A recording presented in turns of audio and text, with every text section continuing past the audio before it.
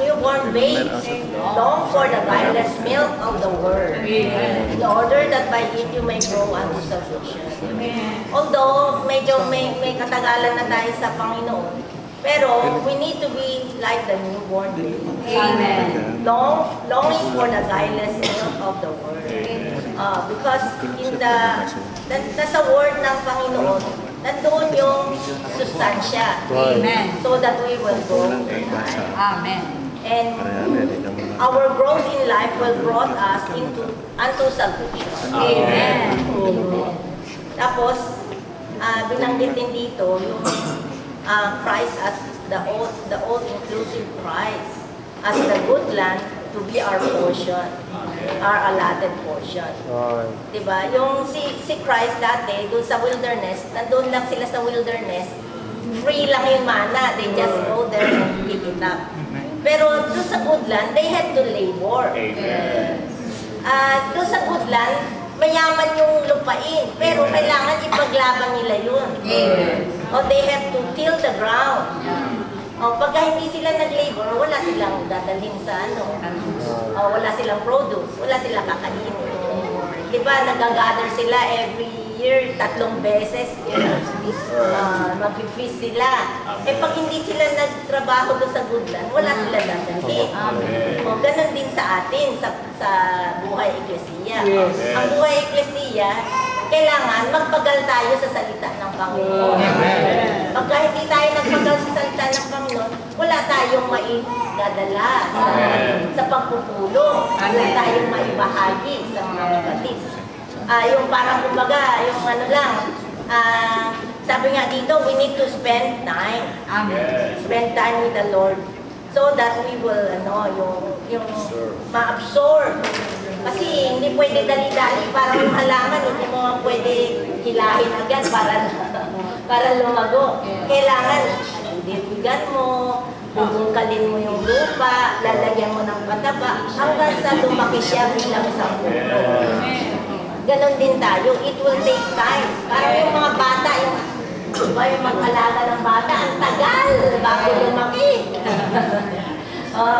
Yung naalala ko, yung pinapakain ko yung anak ko, ahabulin mo pa. Ilang oras, 2 oras, bago matapos. Pero salamat sa Panginoon. Pag yung ganon din tayo sa buhay eklesiya. Kailangan tayo kumain. Mas masarap kumain pag kasama natin yung mga kapatid. Pag sarili ka kumakain, nag-enjoy ka din.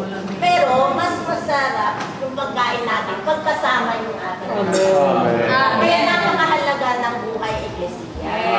Pag hindi tayo nakakapagpulong, mahina talaga mahina yung ating buhay, spiritual life natin. Kailangan talaga kasama natin mga kapatid. We have a corporate life. Mahalaga yung it's very talaga yung nangyaring pandemic, it's really a blessing for us.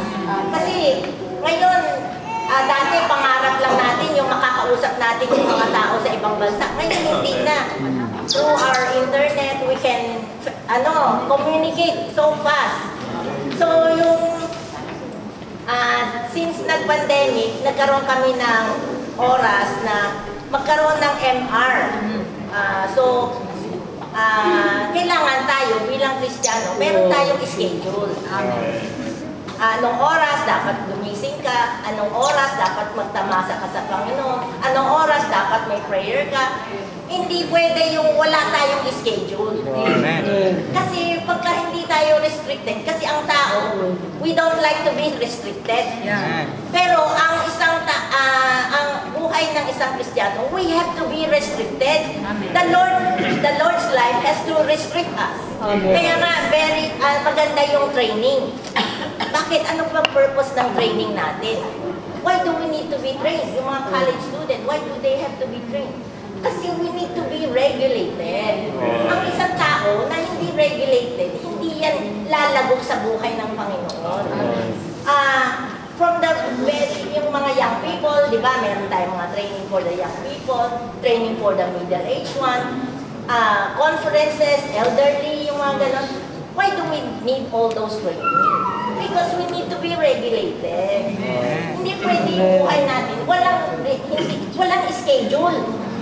Kasi pag wala kang schedule, masasayang yung oras natin ng kaaway. Kailangan, morning pa lang, meron ka talagang daily living schedule. Pag natapos na tayo mag-training, halimbawa, nag-middle age training tayo, natapos na yung training, yung natutunan mo sa training, yung schedule mo, dapat dalhin mo sa daily living. So that, our time will not be wasted. Amen. Kasi si Satan, lahat yan gagawin niya para maging busy ka, para wala ang oras kay Lord. Kukunin niya lahat. Ultimo, mga student, lalo ngayon, pati linggo, merong schedule. Bakit gano'n? Ginagawa lahat ni Satan to gain all those oras natin, nanakawin talaga niya. So we need to fight for our enjoyment.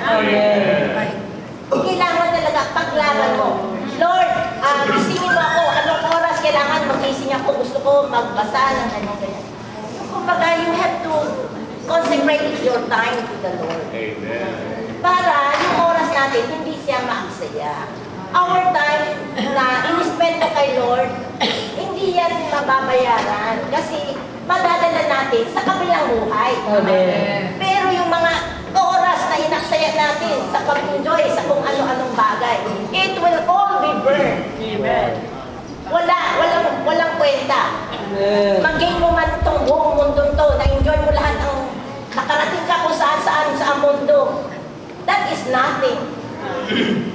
So, praise the Lord that we are in the church today. We are being reminded to come back to enjoy the Lord as the good Lord.